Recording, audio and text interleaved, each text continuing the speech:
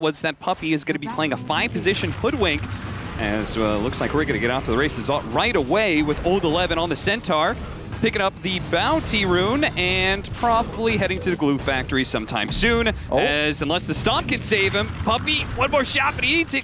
Can't quite get it. Slowed down by DY with the Stroke of Fate. PYW is going to return some fire, but ultimately it looks like that First Blood is going to go unclaimed unless they really think they can get YapzOr here. I mean, he is a slow hero. Nice dodge there on the Stroke, but it does mean PYW was able to get nice and close. They're going to surround him with the Disruption Illusions. He goes for an instant TP away, and he's good. First Blood still unclaimed, but it's going to be a long trek back to the lane for YapzOr as he went all the way home. Wow, that is a very risky TP. You die there. Suddenly, the Wyvern is not a very speedy hero. You're doing the long walk of shame up top.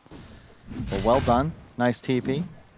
All right, so what is it that you liked about this lineup for Vici Gaming? Was it the last pick, Bristleback? Oh, Bristleback all day, every day. I think that we've seen and we've talked a lot about, though we haven't seen TA, but Bristleback, I think, very strong for numerous reasons. This is an ancient patch. You have a pretty simple way of clearing stacks. And in addition, you can't really lose lane just thanks to water runes. Yep. So Puck, very low armor. You can see +3 under tower, but if he gets outside of it, just 1. So you just spam spines, control runes, and Bristle theoretically should just trade free farm here. It's also a hero that can do a little of creep aggro tricks, maybe pull the wave over to the easy camp. He's going to pull it over to when the power runes start spawning as well. It's just, there's so many little things that you could do with Bristleback to make even the hardest lane malleable and functioning for you. Yeah, top is going to be curious because I've seen Slardar picked quite a bit. We watched European DPC for quite some time. This is a offlaner special for pretty much every squad in that Western European region, but against Void, it can go both ways, though. I do think Slardar is one of the better matchups against it. And I also see that trademark Bracer first build. Yep. Ever since they buffed the regen, just by like 0.25, I think, or something like that, it was enough to be able to put Bracer back into contention for just really only offlaners. It's not like we're seeing supports pick it up. They occasionally go for like the fluffy hat build.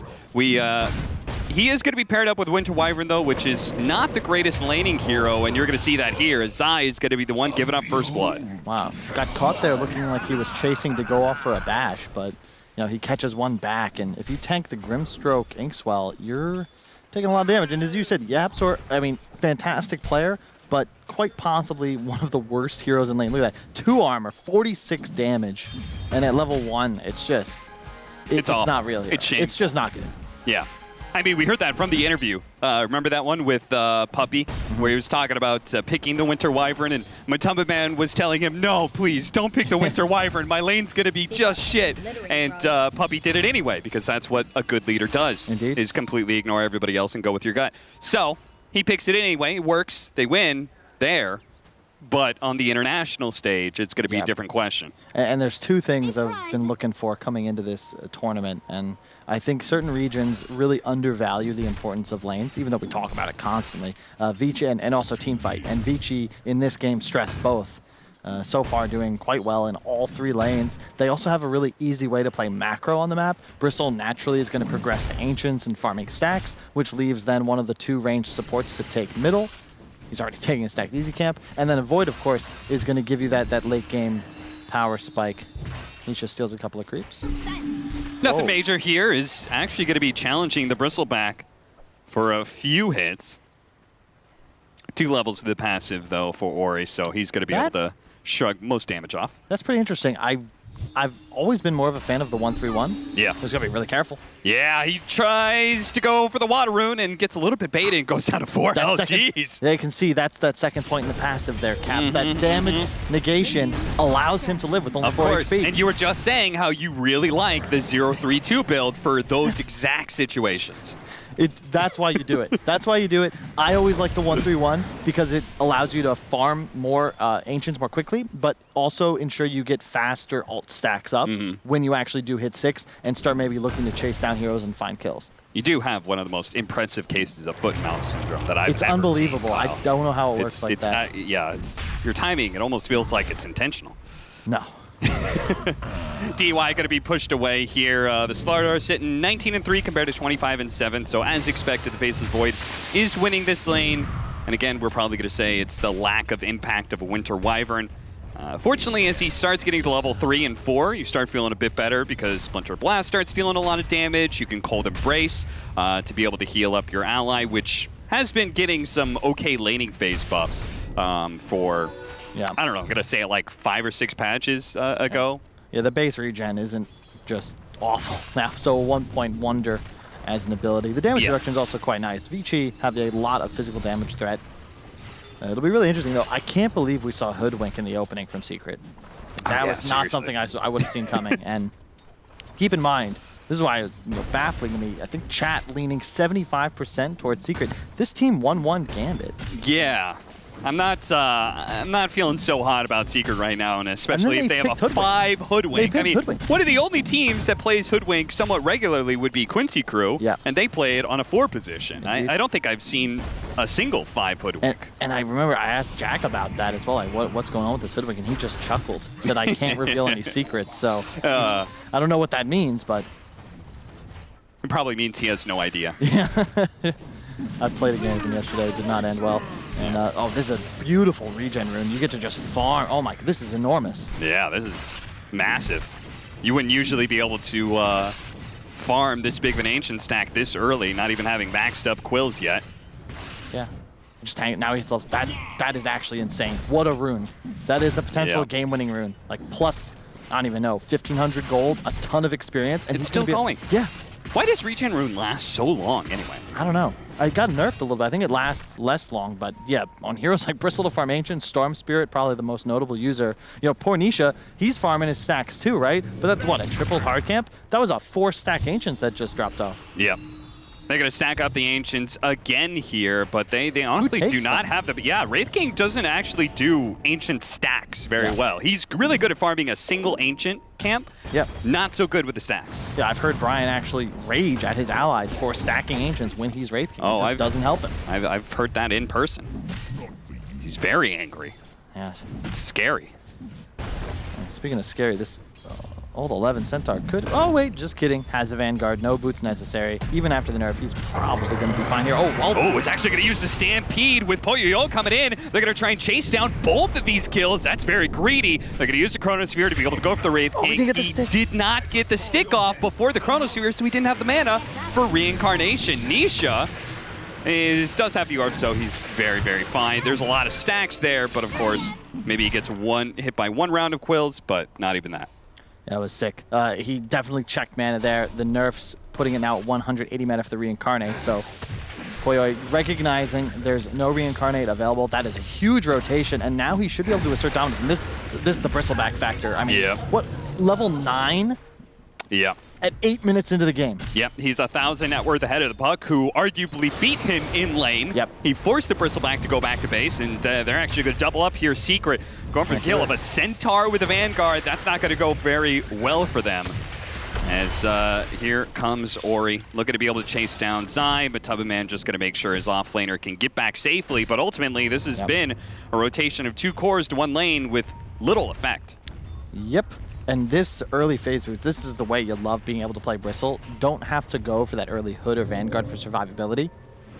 Typically, you need some regen or sustain item to farm Ancients. The regen rune gave him his stack at an earlier timing. Now phase boost Hood, he's just gonna run at people. Yeah. Like, I don't even know how you stop this man. You can't kill him. I wonder if we've gotten a look at how many stacks that PYW has managed to put together. Because if he knows all the tips and tricks, you can actually get like 4 or 5 stack camps. Yep. With just 1 Shadow Demon rotation. It requires you to like preemptively Shadow Poison 1 wave, pull it back, it goes back in, and then when the Shadow Poison pops at the right time, you can pull everything. And you can see the secret draft, you look around at the itemization they're going for. It's similar to what we saw in the game where Miracle was playing Puck. You know, early Witchblade, probably maybe even do a Desolate. Oh, that's a 6 disrupt. No! He got the orb. He doesn't have the orbit, and Nisha is only going to be able to go so far with the silence, chased down by the combination of Ori, DY, and PYW. Now they're going to start putting a bit of assault on that mid tower. I was actually a little bit surprised that Vici Gaming gave up on that top tower. I was like, well, they could defend that with Bristleback, but no, they said, let's go ahead, focus in on the mid lane. Much more important tower anyway.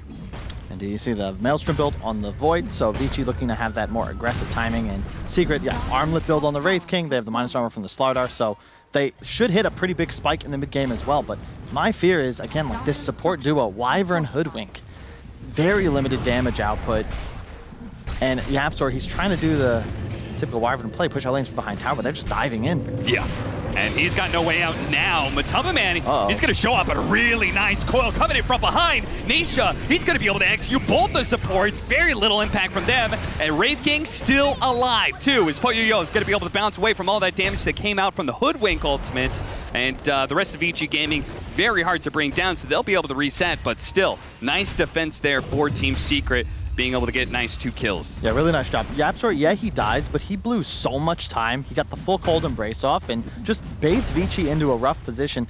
I remember one of my first lessons playing with Fly way back in the day was to be very cautious trying to TP in to defend your tier 1 safe lane. It's so easy to lose games. Secret needed to bring all 5, otherwise they have no hope of repelling that, and they come out with a favorable trade, but Matumba's in trouble.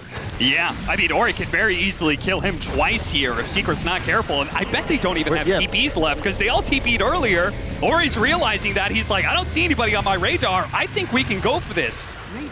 He's actually going to focus on the tower. We'll still try to keep Matumbaman close. Another round of the Inkswell. Matumbaman low on armor here. Finally, Secret going to start showing up. Oh no, the missed bushwhack. He doesn't actually hit Ori. Not stunned at all, so he just continues to whack down Matumbaman. They get the kill, they get the tower.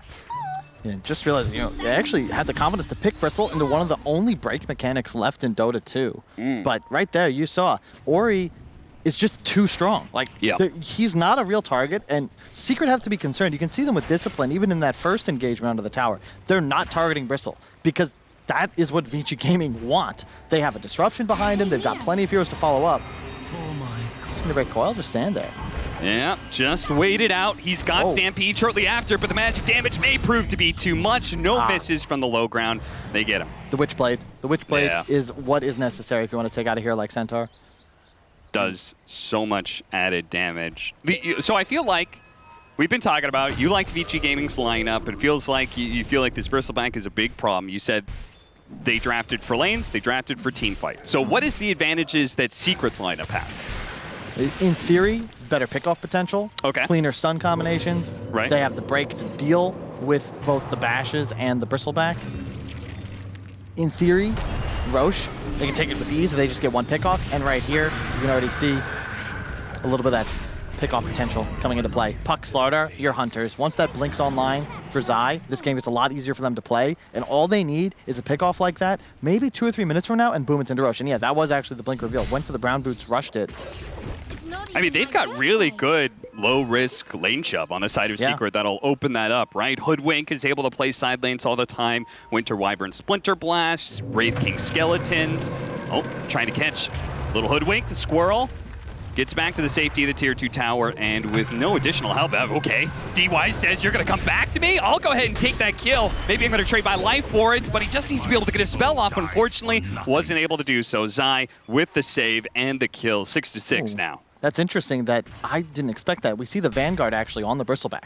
Not a huge fan of that. We saw Old 11 die to just the magic damage, the Witchblade burst. Yeah. This is really ineffective against minus armor and magical damage, right? Okay. So suddenly, yeah, the Lotus Orb's queued up, but I might have preferred just something that wouldn't fall off. When you're ahead, I think getting that bonus build-up item, it's nice if you can press the advantage. Maybe they're just going to look to take fights right away.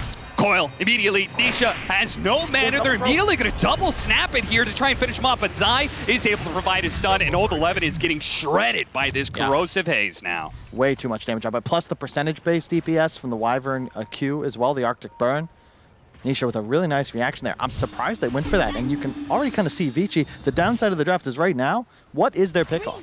Right? All these heroes on Secret are free to react. They're also playing into a Wyvern at all times. They need a sick Chronosphere to really open up an engagement, but not necessarily looking to 5v5 either. And as you said, Secret, really easy way of just shoving out lanes for free. Wyvern Ws, the support duo in general, plus of course Nisha, who can just QW nuke down a wave immediately, back away.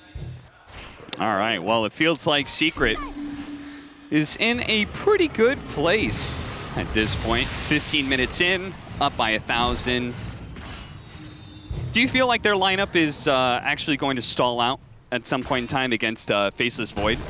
Or are you confident that the combination of Wraith King plus Slaughter, because they have like the late game lockdown, the physical damage dealer, and a hardcore minus armor? Yeah, I'm starting to see where chat was going, to be quite honest, Cap, because they're going to have that massive amount of burst damage plus the combo breaker. Yeah. Like the Wyvern, you've already gotten through the most difficult phase of the game. Yapzor survived the lanes. Now, they're free to go for kills and then always have that get out of jail free card. Got the disruption, ready to go. Pops it now. The shot actually still landing. The Centaur is definitely in trouble here. The last Splinter Blast should be able to claim his life. Vici Gaming giving up yet another pickoff. There's not much you can do there. It's, you know, the thing about Wyvern Ultimate is that it is an offensive combo break. The defensive disrupt is effective if suddenly VG can re-engage. If there's no added pressure, if there's no allies coming in, specifically a Chronosphere, then you're just delaying the inevitable. Centaur is going to die 100% of the time. Meanwhile, if you try to chrono before you find Yapzor, one big ulti just turns the fight around. DY trying to stay alive here, but it's not going to work. Now, Ori is going to be a bit of a problem for Secret in dealing with him, but they can focus fire when he's facing the wrong direction or when he's broken. Goes to show this Bristleback cannot be nearly as fearless as he once was. Now is the plate mail to help you out with that minus armor you were talking about earlier. I'm sure in some way he's probably regretting that Vanguard and saying, man, a faster Lotus Orb and an Eternal Shroud would have felt really good. Oh yeah, I love the new Shroud on Bristleback. Big fan of it on Leshrac as well. These heroes that can sometimes run into mana issues. You know, Hood is not super expensive to pop, but it's real nice that you know you're going to get all your mana back plus more when you pop your magic resist. And I'm just mostly surprised that Ori wasn't able to take that mid tower. Yeah. When he got to that big peak that you were talking about, like he's 1,000 net worth ahead of the puck, he had this Vanguard very early on. I was like, okay, he's just going to chip away at that mid tower until it falls. But instead, that Tier 1 has stayed alive for 17 minutes, and it's been a big boon for Secret and their continued map control that they have.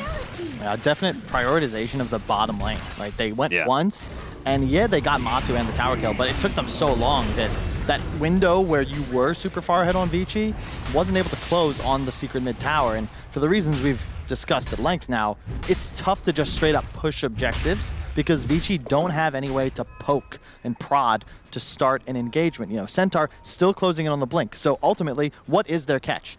It's a Void leaping in, a disruption offensively.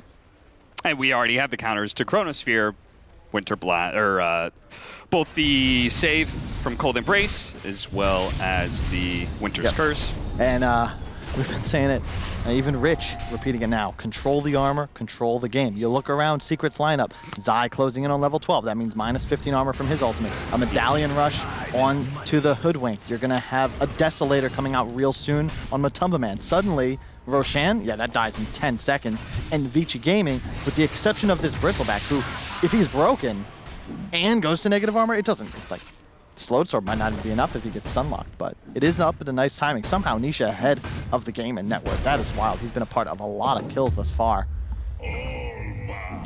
Matumba Man staying slightly ahead of the Faceless Void as well. He is going to be going for a very early Deso. What do you think about that?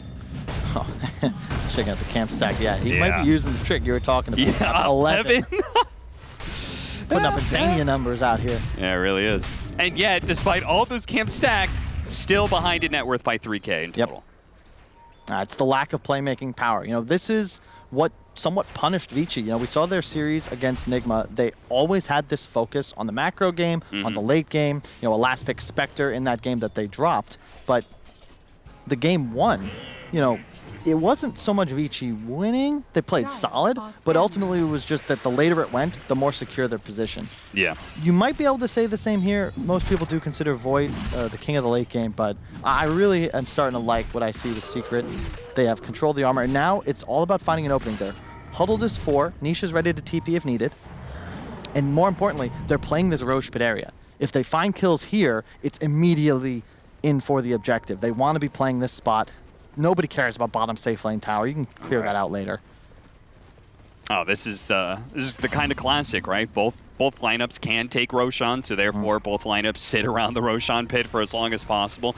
And you can see some games where they battle back and forth for 5-6 times before one is broken. They kind of jump in onto a Wraith King as their first target. Ori on the front lines, already trying to put in the damage with the Quills, but that Winter's Curse is just going to line up, so Old 11 is dead, and he doesn't even have buyback. Now a broken Bristleback inside of the river. He's also gone. Meanwhile, Nisha is just harrying the back line. Almost managed to catch the Shadow Demon, but is going to be caught inside this Chronosphere and killed by Poyoyo, but he can't really fight anything else. Nope. He's out of gas. That's it. That's it. Time for Roshan. Yep. I mean, that was, you see right there. There's no way Ori expected his survivability to be so non-existent. He straight up just gets popped first, kills Old 11. Excellent use of the Winter's Curse there. Typically, we're talking about it being used as a defensive tool, but that's why it's so powerful, because it actually gets the free kill on Centaur, and alley-oops the Bristleback. Everybody has time to land spells. All that minus armor coming out, the Deso, the Medallion, the Slardar Amp, and then the break. They blew everything. They lose only Nisha. Kind of a given. You get solo chronoed. They get the Roche. I mean, we could see immediately that was going to be a bad idea. And Vici Gaming, you could see it in them too. Yeah. There was a bit of trepidation. Old 11 was like, I don't really want to jump a Wraith King, but I guess I have Inkswell. Like, he does it anyway, and it's a terrible fight. Yeah. It's definitely, I don't know how it happened, but it felt like one of those moments where the team's saying go. You're set up to go. You don't really want to. You saw that second of hesitation. Yeah. Go for it anyway, and ultimately, fight together, die together, but Nisha also did a good job. He completely removed the supports from that engagement. Yeah, there was supposed to be some disruption save somewhere in there. I think it got off. I don't know how relevant it was. Yeah. And then all of a sudden, Ori's running forwards, but the moment his target switches to Centaur, that fight is lost. It's really just about finding Yapzor. You have to find Yapzor if you're Vici Gaming. That is a big difference, right? It's like Vici Gaming, their jump in is a Faceless Void, as you said, maybe a Centaur. Those aren't the best catch heroes for really killing supports, but the Puck, that's going to be super disruptive at being able to find Grimstroke and finding the Shadow Demon, preventing disruption saves. Really good. TP away. Oh, even better, though. They got the coil. He's not going to be able to get away from that shot from the Hoodwink, and they've got more than enough chain stuns to hold him in place. Even if they didn't, they'd have vision of everywhere he went. Yeah, they have this nice Tinker ward, but really now a Hoodwink ward for yeah. But that's a ward to try and find the pesky 5 position at Team Secret, who somehow has 5,000 net worth. Puppy always finding a way to get farm, but top 2 net worths now Team Secret Heroes, and certainly feeling strong. The Dagon queued up by Nisha. And I like this. We just talked about the disparity. Vici can't hunt backline, Secret can, and that's what Nisha's itemizing for. He wants to be able to pop the Shadow Demon at the start of the fight. That means whoever else his squad goes for, they know they can 100-0 it, uninterrupted, and just way more stuns. Yeah, it's funny. It's like, it goes, okay, Chronosphere, but then the Winter Wyvern is the counter to the Chronosphere, and then in which case, especially if it's Winter's Curse, maybe Disruption is the counter to that, but he's never going to get it off. Not with Nisha in the game anyways. Yep. And I feel like I've seen so many times in games of Dota. It's the script that is written. Take Roche as Radiant, immediately rotate towards bottom, collect the towers, and then TP immediately back up to defend. They're going to be able to catch him, too. There's no way he's getting out of this one. The Bushwhack, they do manage to get the disruption, buying a little bit of time at the double. Oh, that's actually a great soulbind. That's going to be able to catch the 2 of them. Maybe blowing up Nisha right away and taking the first life away from Matumba Man. He's going to come back at a world of hurt. His Poyoyo immediately lines up for a Chronosphere, catches the Winter Wyvern, nobody else, but if he can kill the Wyvern right away, it's not that big of a deal. As Matumba Man still being kited around by this Bristleback, the big BKB Zai. Slardar just goes ahead and finds the Shadow Demon kill, but can he really save Matumba Man here? Now on his 3rd life and final life for him is going to be able to blink away. DY being chased by that Slardar, but they have to keep their distance from Ori. Without the break mechanic and without the targeted fire, they have a hard time being able to take him out. Yeah, that was an insane fight from Vici Gaming. You saw the Grimstroke ulti immediately, the double ultimate from the Shadow Demon. Purges both. He's coming back. He's really going to try and do this one. His reincarnation is not back up yet. His haste rune has a few more seconds. Might be able to get him away. The break put onto the Bristleback, and they do have now Nisha. He's going to be joining back into the fight. Does have the coil. Disruption. Is it out there? He does not hear. They're not going to be able to buy this one. The silence goes out, and then his face is void, just getting blown up right away. Now the damage is turned on to the Centaur, who has the ink swell. Can he stay alive long enough for it to pop? Not quite, but Tumbaman finally does fall. Or he turns around, swipes him once, but he wanted to kill on his eye as well. He's being put and pulled apart. He can't really stick on a one target, and all of his allies, they're being ripped apart by Nisha, ripped apart by Zai. They're just running and kiting this Bristleback to oblivion. Now he's left all by his lonesome against 3 heroes. Immediately Lotus Orb going down to be able to take rid of that corrosive haze, but now he's being slowed down by YapzOr. Bit by bit, poke by poke, they're going to be able to finish him off. The last man of Vici Gaming goes down, and Team Secret holding out for a nice team fight. I mean, they just need some time to warm up, Cap. That was nice. That is what you expect to see. Incredible silence from Nisha if we could run that back, because that's straight up on the fight. I actually think that that's going to turn around, but he hits a 4-man silence. That's what allows them to finish the Void. The disruption was just off cooldown, unable to be utilized because Nisha, I don't even think he had vision. He just like straight up went for it. He knew he had to get the overlap on any backline in range. BKB will soon come out on the Void. Zai had his in that last engagement. Very early timing. Ultimately, 20-10, only a 6K net worth lead. You can see how difficult it is to take down the Bristle, but this kind of goes back to the item build. Hood, Vanguard, Lotus Orb, he's survivable. Yep. He's just getting kited. Yep. He can't actually stick to a target to deal damage. So by the time he's hitting somebody, it's Secret hitting back because they've killed out his entire team. Yeah, as you said, they picked it into the Hoodwink. They picked it into one of the only break mechanics, but even more so, he picked it into a lot of heroes that can just kite him out. Not just that, you now have the Arctic Burn, the Ags for the Wyvern has been picked up. 9% health burn every second. That's pretty significant against strength heroes. Yeah, that's slow. He can Lotus Orb some of this, but he can just be reapplied. Another way they're going to be able to kite this Bristleback. This is just awful for Vici Gaming. They really got to get their next timings of BKBs online because it feels like they are a bit outclassed right now in this moment. And okay, the Ags will come out, but I still kind of fear for this Bristle. I feel like they need that next item, right? Like an AC on somebody. Do they have a Solar Crest yet? Aether Lens? No Solar Crest. Both supports also buying Aghanims. So right now, Secret certainly in control of the armor. You can even see a casual plate mail on Old 11. He'll also be going for a Lotus Orb, but right now it just feels like everything Vici's buying is just about surviving, better spell casting. Yeah. Secret, they just get more damage and more damage. BKBs soon have one on Matu as well. I don't know how you're going to stop him. Yeah, in a way, that BKB is just more damage for Tumbaman. Not just the stats, but the fact that he can just keep on swinging on people, which he's had a little bit of problem due to Inkswell and the Centaur stuns that are coming out. Yeah, Sunny Yules onto Puppy. That'll be quite nice, just for more kiting. Done a really nice job keeping lane shoved almost, really spitting distance of YapzOr's net worth. That's a tall task against one of the greedier 4 positions. The Puppy probably knows that well by now. They've been together for some time. All right, Ori. I mean, this is a significant upgrade that he's got for himself. The Aghanim Scepter allowing him to spam constantly to keep himself at maxed out Warpath stacks. And then an Arcane Rune as well. Wouldn't be surprised at all to see Vici Gaming just go for a team fight, right? No, definitely. If it wasn't now, I'm not sure when it would be. You know, Bristle's just a smidge away from the level 20 talent. Expect the Quill Stack damage. Yeah, that'll be nice. Though still not having Eternal Shroud means those kind of stacks, it just... without that spell life, you know, it just doesn't feel quite as good. When you see the Hood first, you're thinking, okay, the Shroud will come out. And at this point, I think you'd rather that than the Vanguard. The lack of armor, Vanguard's really nice pretty much before 15, 20 minutes. At this point, it's just an item I feel like you'd rather not have, especially since, did he actually get rid of it?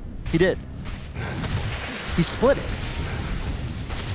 I saw that Vitality booster in his backpack earlier. Oh, a jump! They managed to find Puppy. That's a decent pick-off for them if they can actually get him running his way through his trees, but unfortunately there's not a whole lot of trees left to be able to hide in.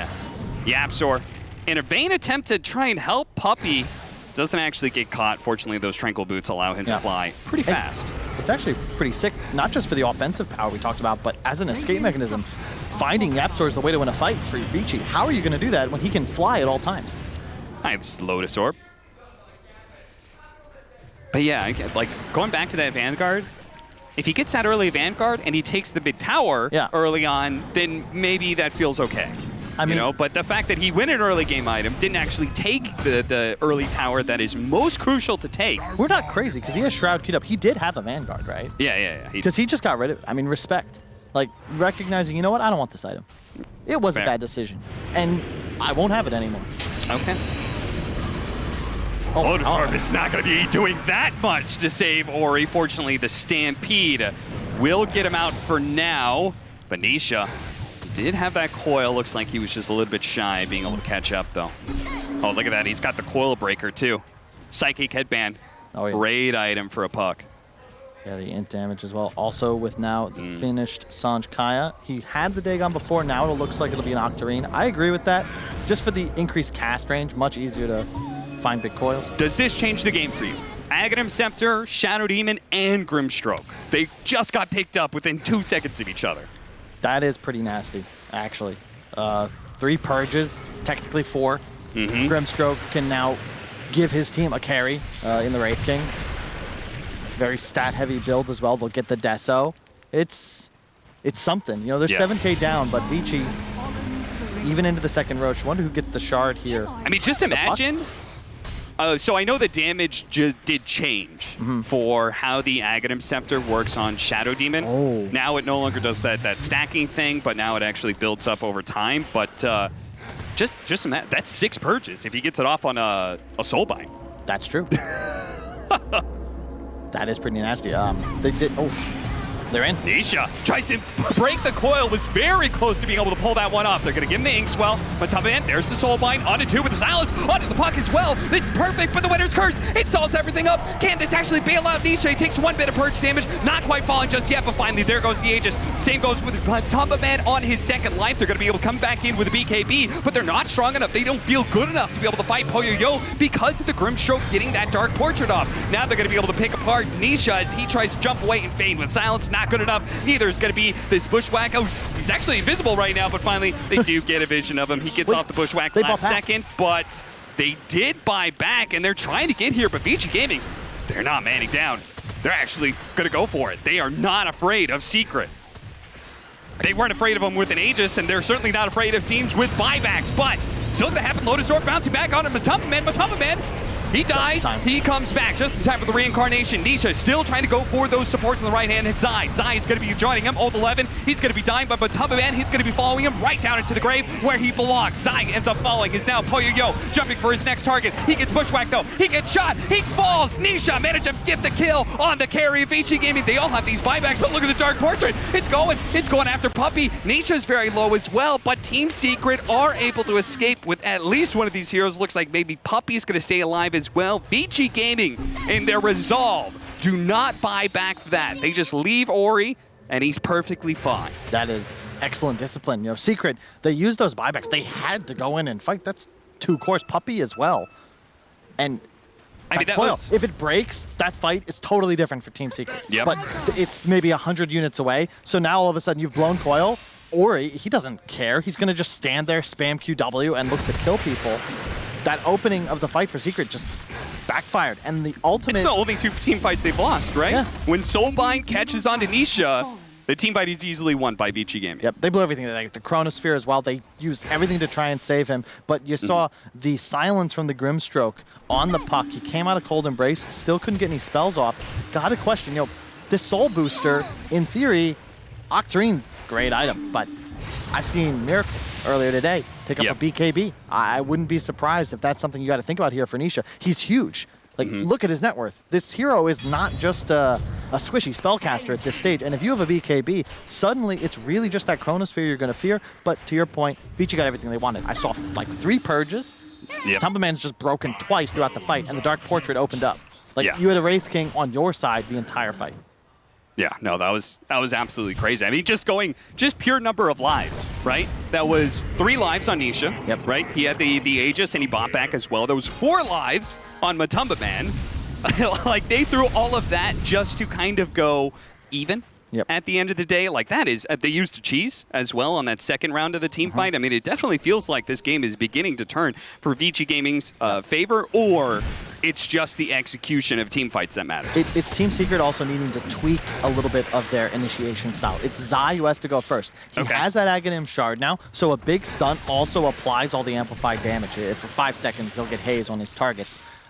Then Nisha is free to bypass that initial target and find the backline. Yeah, you have Ags on both supports of Vici, but they're still pretty damn squishy. Like, these heroes don't have anything else. There's no Glimmer Capes. Gripstroke's running around with a fluffy hat, Shadow Demon, and Aether Lens. There's no extra survivability included. Yeah. You've got to kill a support duo, and that has to be Secret's game plan if they want to take any sort of engagements. BKB up on the Void has the evasion as well. It's going to be really nice here against the Slardar Wraith King combination. Look at this cute maneuver by Vici Gaming. They smoke to the top side of the map while showing Ori at mid. So they're trying to disguise this movement in what is an attempted pickoff off of a Chronosphere, and it may still have an opportunity to work here, but no. They finally give up, say, okay, it's time to push down the lane. Butterfly next up for the Faceless Void. They're currently searching for the Hoodwink, but not gonna find him. Puppy actually getting a ward down behind them for maybe potential team fights in the future. That's a very close game. You know, at this point, net worth really means nothing. It's all about item timings, initial fights. I also love the fact that we got Gary and Lacoste across the way. They're just screaming and yelling. Something's happening over on the B stream. Yeah, we've had some pretty hype series already for day 1 of the Animajor. A lot of ties. A lot of 1-1s. Was not expecting as many as we ended up getting, which is good. Goes to show that maybe these teams are on very even footing. It just feels like Dota. I don't know if it's the new system, if it's just that we've had so much time before these international lands, but teams are better. Drafting seems more important than ever. A lot more nuance in the item decisions, a lot more concern about proper timings, the Aghanims, the shards, new abilities. Talents have shifted. What Bristle level 25 talent did he go for? Wow, the damage, okay. Yeah, I mean, I can feel it. He's hitting very hard. Oh, yes. How much is that per stack now?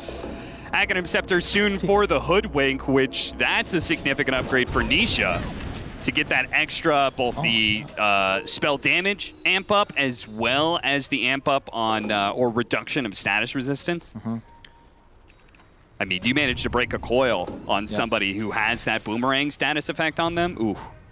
It's a stun for a very long time. And just doing the math, Bristleback with that talent and the Ags, which is most useful because it allows you to keep maximum warpath stacks. You can see them almost always at 9. That is 9 times 59 damage cap.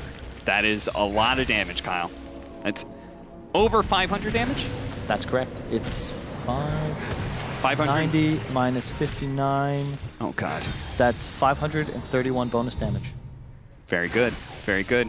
I'll believe that. It says plus 431. That's because he only had 7 stacks. Oh, okay. Makes sense. I have to be confident that I'm right. Can we check out Slardar? Slardar still has the level 25 undispellable corrosive haze, right? Man, he's only level 20. They could really use that upgrade.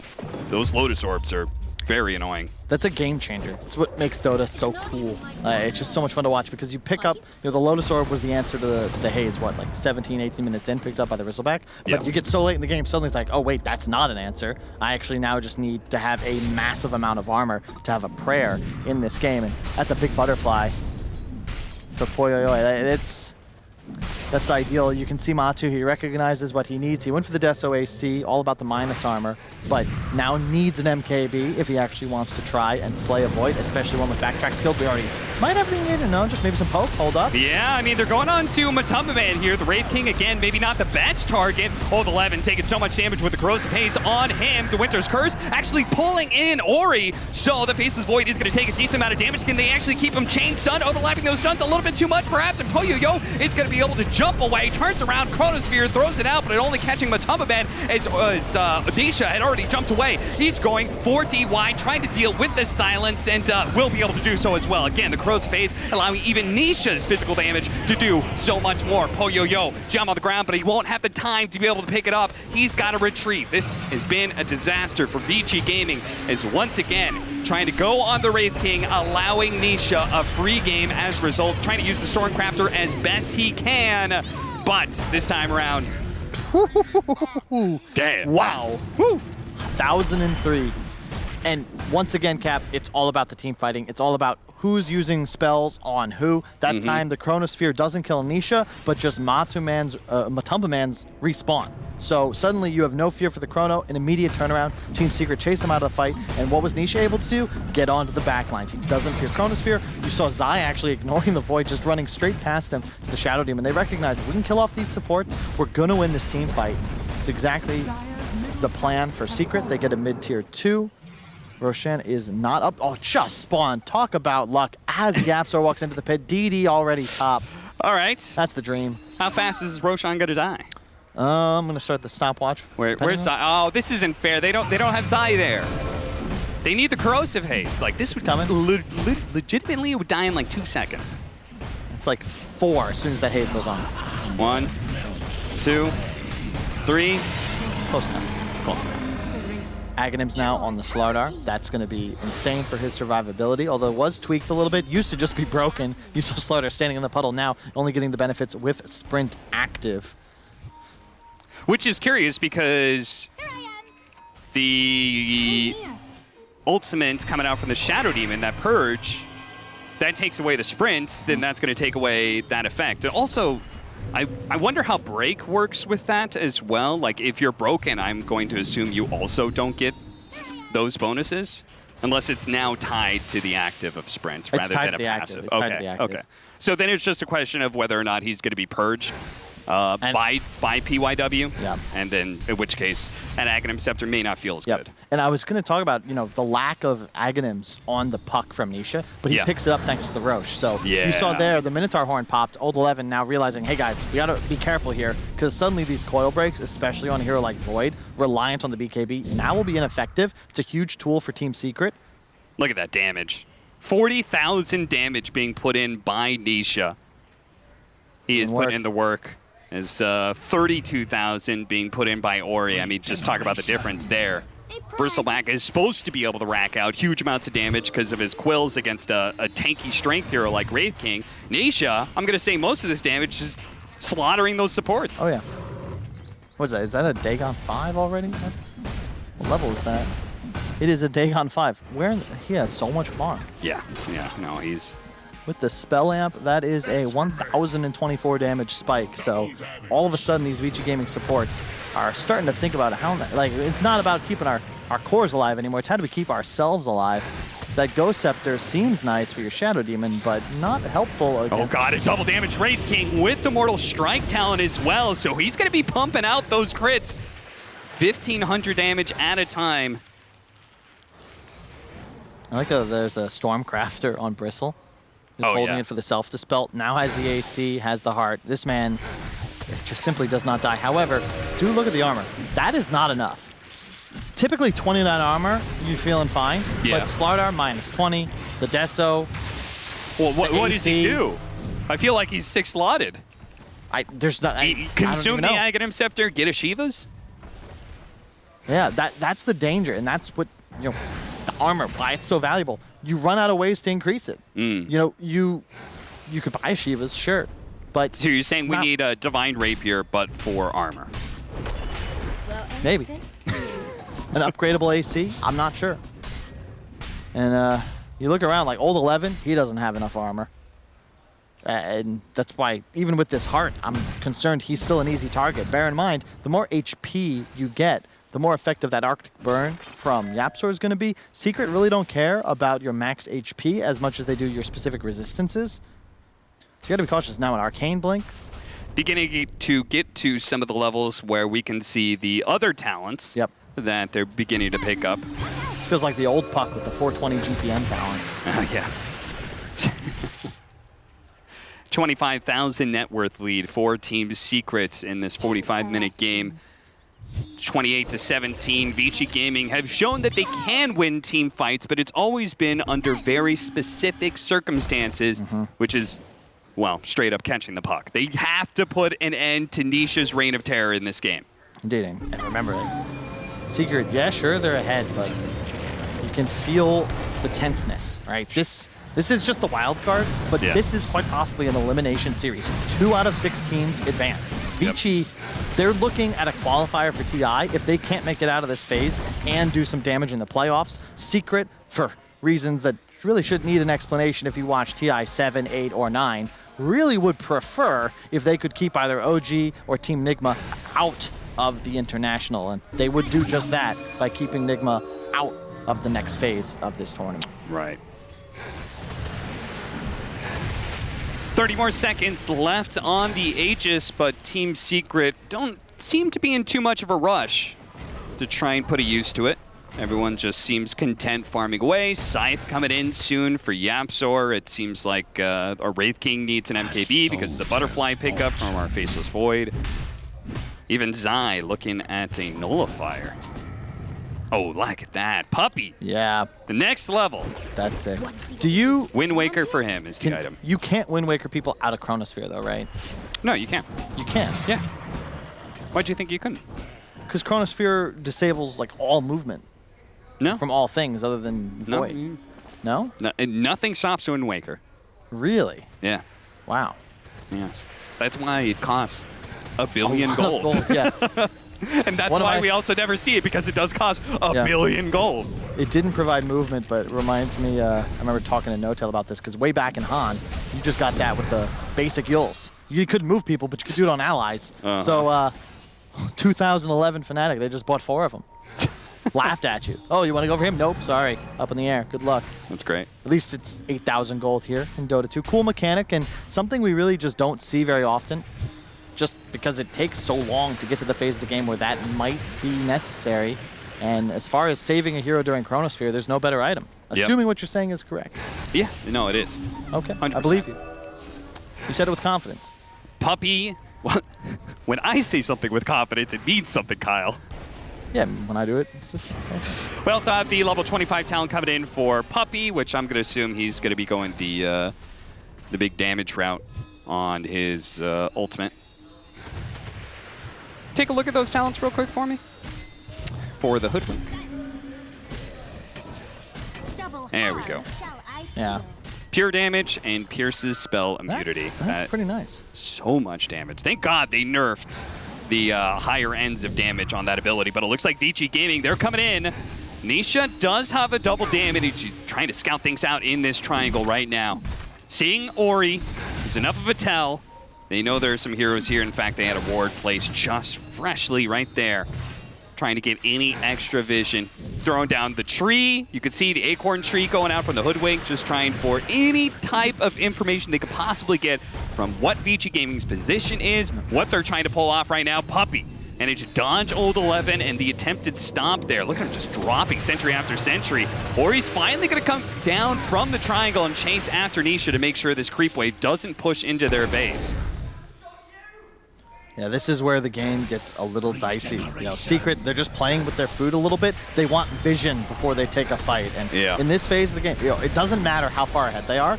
Vici still have the Chronosphere. You suddenly land that on 3, plenty of time for follow-up, get the perfect spell combinations off the Great Dark Portrait. The game can get out of hand. They want to fight. Nisha in deep, and he finds DY. Catch them out. Courier dies as well. And now Vici Gaming, oh man, what were they doing out here?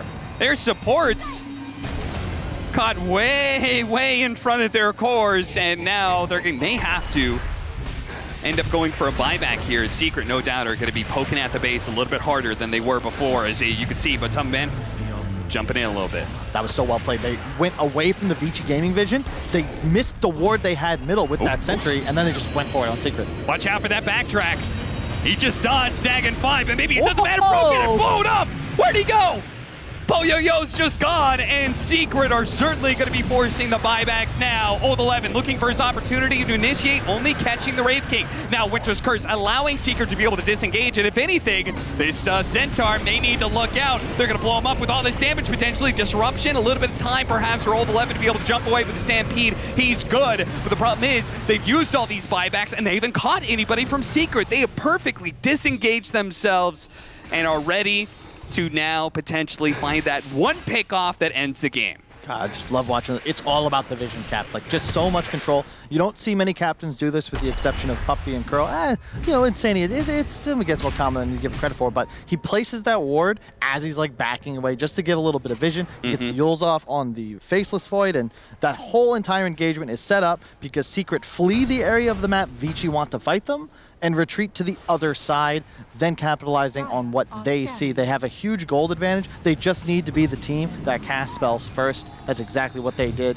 Everybody disengages. They force the 3 buybacks. Now in a great spot. Roche is up. Vici, you need to control it. You need to try and get a fight around this, because if you give away the Aegis with no buybacks, suddenly this game just straight up becomes unwinnable. 36k gold lead as is a hard enough mountain to climb. No, this really was a masterclass performance of pressure from Team Secret, knowing this is a great time for us to be able to force something because Roshan is up, because they are going to have to come out of their base, but they didn't control the Roshan pit enough. Vici Gaming snuck in there.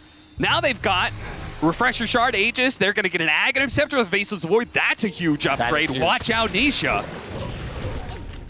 Very dangerous, and more importantly, you know, you're ahead of buyback, but now it doesn't matter. There's the Aegis out on the field. Yeah, Aegis, double Chronosphere, and an Aghanim Scepter Time Walk. Like, that's the 4th ooh. Mode. Wow. I mean, we were just praising Secret for this was so good for them, and yet they played just the wrong side of that. They didn't expect such a bold move from Vici Gaming. That Nullifier from Zai, keep in mind, will not remove the Satanic of the Void, but it can prevent it from being popped, no longer dispellable. So a little bit of a weird mechanic to look for. A lot of, how many are we away from? We need 2 shards to complete the full set for the Vici Gaming team. And we need 2 shards and an Aghanims for the Wraith King. Maybe Aghanim Wraith King could be sick this game. Yeah, I mean, Hairball's pretty good on the Bristleback. This guy's hard to bring down. He's very hard to bring down. The Aghanims is nice too, just because a little bit of... Just taking the Daedalus for Nisha. Level 30 has every talent. We've seen this on Lina as well, but very much these mixed damage cores, especially the Puck. Yeah, you don't have built-in attack speed like Alina, but yeah, phase shift attack. Everyone misses the coil. That's quite unfortunate. Might have been able to land a kill there on Old 11. So I just wanted to make sure, but yeah, backtrack is disabled by Brick. Really? So that 25 talent that he got, yeah. For whatever reason, I didn't think it used to be or something, but it says it's disabled by Break now, so. Huh. Okay. Yeah, something to look out for. He's really got to be careful of that Hoodwink, because that adds so much to him. Zai, right placement and great reactions from him. Breaking that move from Vici Gaming, blinking out, completely disengaging, and giving Secret an opportunity maybe to re-engage here. Matumba Man jumping in onto an illusion, baiting it out very nicely from Vici Gaming. Matumba Man going to be slowed down a bit. That time walk, so dangerous on pursuit. What did they catch? It's going to be disruption on Nisha. No follow-up disabled just yet. Oh, Zai is desperate to be able to hunt down some of these supports, but he didn't actually catch him with the crush. They're on the other side of that cliff, and now he's going to have to pop the cheese to be able to try and stay alive here, but they're caught inside the coil. It doesn't really matter. They're just going to focus down to this Slardar, and they get him. The support game is so important for Vici Gaming. That is just crazy. I mean, Zai, I was like, okay, great disengage from Secret. They didn't really have any business taking that fight. They were not conglomerated enough. And then all of a sudden, Zai's just in. I think he even whiffed the stun. And yeah, there's no saving him at that point. You got to be cautious. I understand you have a 25k gold lead, but look at what's in Nisha's net worth. He's maxed out. He has 8.5k gold. He's eaten an Aghanims. He has the shard. There's nothing else he can buy. Yeah, what, Moon Shard? Moon Shard is left, but, you know. He's not really auto-attacking. Yeah. This is, you know, that's a 26k gold lead, but really, you know, minus 9k, less than 20, 53 plus minutes into the game, you have a Faceless Void. Your support duo is continuing to scale. Vici Gaming. What's the other Puck talent? Is it still the Dream Call? Rapid Fire? Yeah. Okay. Saw it there, but even with the Daedalus, it's just not really enough damage, it feels like. Yeah. No, he's got to be so hidden all the time because he's got to be afraid of the Grimstroke Silence.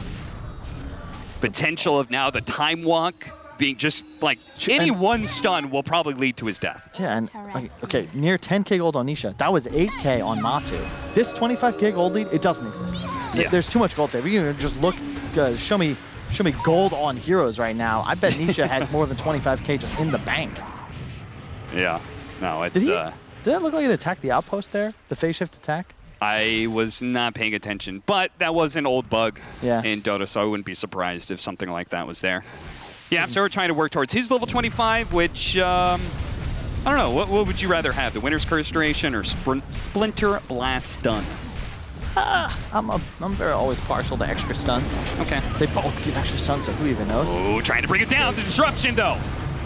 He's going to come back. He may not be able to time walk anything off. He's going to go ahead and pop the BKB. The break actually does land on the Bristleback. That is a massive hit. He's going to go ahead, throw himself up in the air for a moment to be able to dodge some of the damage. Winter's Curse, did it pull in the Face's Void? It's pulling him in all right. He's putting the damage onto his own Bristleback here. The Bristleback in a bit of trouble. Does manage to get the Lord Storm turned around the sun onto Matamba Man. Matamba Man is just dead. He's immediately going to buy back. Meanwhile, Nisha and Old 11 are both in deep on other sides of the map. Old 11 all the way into the tier 4s to try and chase down Yapzor, but Yapzor's got his number. Meanwhile, Nisha has managed to catch the supports. Both of them fall, and neither one of them has buyback. Ori left up in the air with a nullifier. He's trying to get away. The Lotus Orb is only going to do so much for the Chronosphere. Goes out, but Nisha! He blinks away from it. Last second of time walk over, but he doesn't get the bash. A second refresher. He's actually got an opportunity to be able to Chronosphere again. Whoa! The damage from the Hoodwink.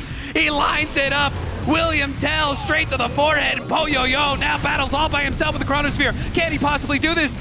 He's got an opportunity, but he needs to be able to catch Nisha. He needs to be able to kill this puck. That's his only opportunity. He may not be able to get it. The chain stuns are raining in. He's just dead.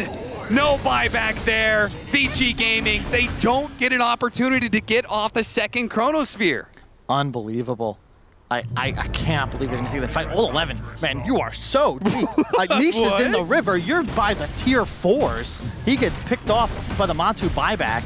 And once again, you know, great job on Matu. It's like, designated feeder, right? He gets killed twice immediately. There's the buyback, no big deal. Nisha straight up kills everybody, as you stated. We didn't even see it on the screen. He just takes out both supports. Now solo pushing top lane. They might get 2 racks almost for sure. Does the Void have buyback?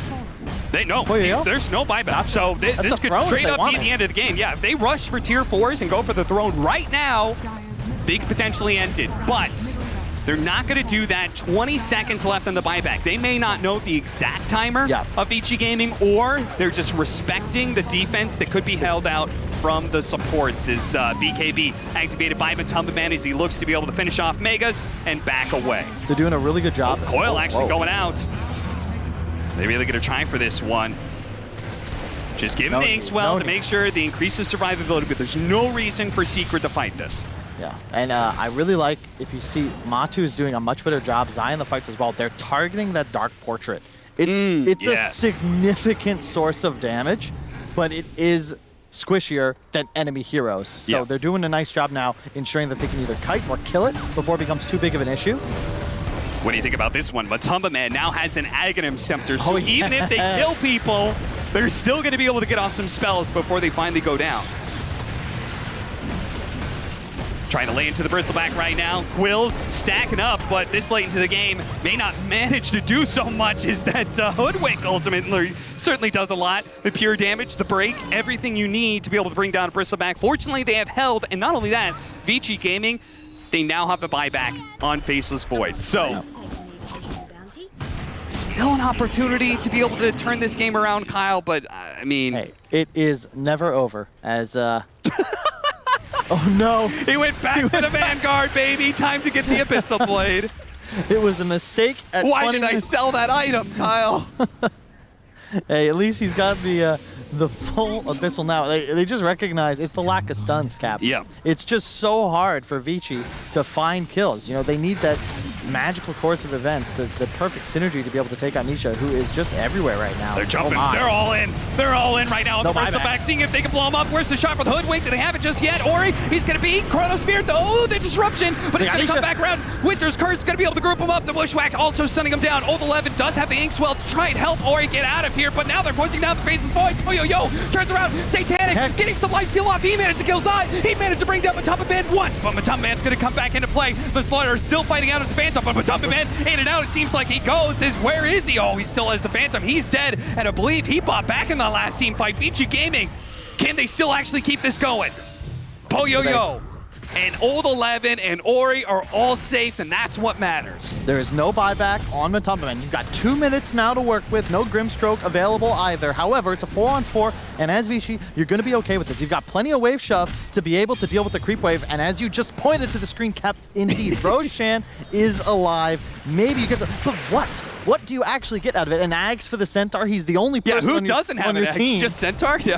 I mean, an Ags refresher Centaur. Yeah, that's a lot of damage reduction. Could prove pretty damn important as this game continues. But remember, Nisha, we talked about him being maxed out 15 minutes ago. Yeah. That was all that was left. He is truly out of things to buy unless he wants to replace an item in his inventory. And I don't know what that would be. Do you like a temporary Aeon disc? Where you're just kind of holding it in case you get Chronos here or something? I have no clue, but oh my god. This Bristleback, he is seriously underestimated the coil. Did it actually grab him? Where is his team? Ori, what are you doing? What are you doing? He's no buyback. Why is he there? Why? His Void was farming a heart camp. Team nowhere in sight. They know for sure he has no buyback. That's a timer you didn't need to be keeping very long. Cap, 3.5 minutes. He's gone for 2. Secret of Megas. That's This is a breakdown, Kyle. That's a breakdown right there. They could have tried to go for Roshan. They could have, as a team, pushed forward. They could have focused on getting their tier 5 items, which I'm fairly certain is what our Faceless Void was trying to do. Yeah, it's a very good point. 60 minutes. Oh, man. The classic blunder. Dysfunctional. Oh, no. I've lost a lot of games with you guys like that. Everybody thinking about different objectives. The tier 5 items, like, they're so shiny. You want them. They're so rare to have in your Dota game. And, so you're saying you lost 2 out of the 2 of the games you played? Neither one of those went to 60 minutes. I will say, it's a shame. What a hell of a game. I think that might be how it ends. We'll see. But Secret, they know they've got the 60 seconds. They wanted their tier 5 items. Unless they're just not keeping buyback timers. It is possible. Or, okay, maybe a Rapier. Either way, they're not going to end the game. So, all right, Ori, just gave him a freebie. No big deal. Secret won't punish you. I mean, to be fair to Secret, do you really need, like, you could end the game potentially, but it's scary. Meanwhile, you could just go ahead and play for Roshan, play for all these extra items, play for getting your own buybacks back, potentially. That's true. Or maybe they're trying to end it in 20 seconds here. That is also possible. The glyph is available. 25 seconds on Ori. Matu with a Rapier. Matu, he's just going to run up there? I mean, you've got the Aghanim Scepter on this raid game.